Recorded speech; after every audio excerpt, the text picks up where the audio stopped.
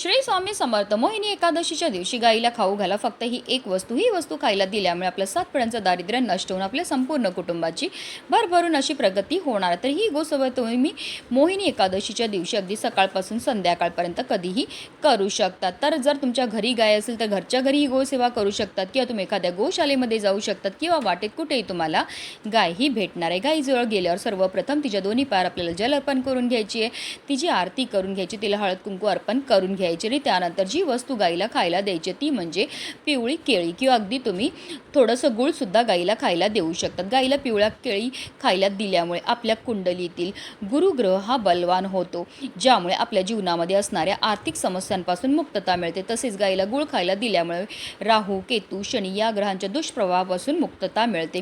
आणि त्यानंतर आवर्जून गाईला पाणी प्यायला द्यायचं आणि गायीभोवती 11 प्रदक्षिणा मारायच्या आणि आपल्या मनातली इच्छाही बोलायची आहे. श्री स्वामी समर्थ.